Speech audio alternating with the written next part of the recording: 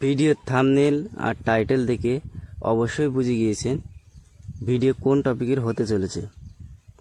তো আজকে ভিডিওর টপিক হলো পাখির গলায় ঋণ আসা। ঠিক আছে, পাখির গলায় ঋণ আসা মানে হলো পাখির গলায় যে লাল ডাকটা ওঠে। ঠিক আছে, তো কদিন পরে ওঠে, কতদিন বয়স হলে একটা পাখির তারপরে গলায় ঋণ ওঠে, সেই বিষয়ে আজকে আলোচনা করব। তো চলো ভিডিওটা শুরু করা যাক। তো ভিডিও শুরু করার আগে সবার কাছে রিকোয়েস্ট থাকে যে আমার এই চ্যানেলটা যারা যারা দেখছো অবশ্যই চ্যানেলটা সাবস্ক্রাইব করো আর নোটিফিকেশন অন করে দাও, কেননা এরকম ভিডিও আমি টিপস দিয়ে থাকি। ঠিক আছে, তো চলো ভিডিওটা শুরু করা যাক। দেখুন বন্ধুরা, গলায় ঋণ ওঠে শুধু কিন্তু মেল পাখির। ঠিক আছে, ফিমেলের কিন্তু ওঠে না, শুধু কিন্তু মেল পাখির গলায় ঋণ ওঠে। ঠিক আছে, তো আমাদের বলি যে কদিন পরে একটা পাখির গলায় ঋণ ওঠে। তো দেখুন, একটা পাখির সিম্পল 12 থেকে 14 মাস হবার পরে তারপর কিন্তু তার গলায় ঋণ ওঠা শুরু হয়।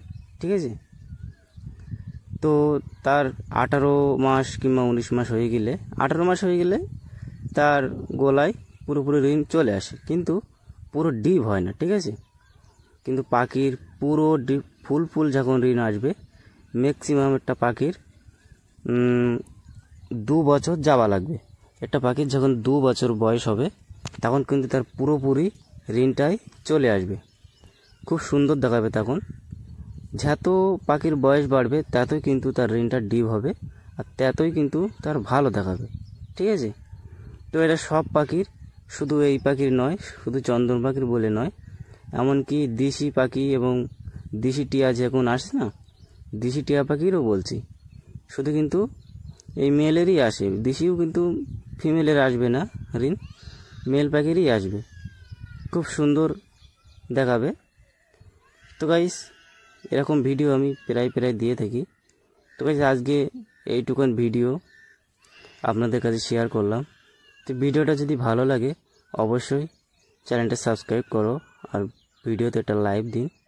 তো পরবর্তী ভিডিও কী টপিকের হতে চলেছে আপনারা বলবেন, কোন টপিকের ভিডিও চান, সেই টপিকের ভিডিও আমি বানিয়ে আপনাদের কাছে শেয়ার করব।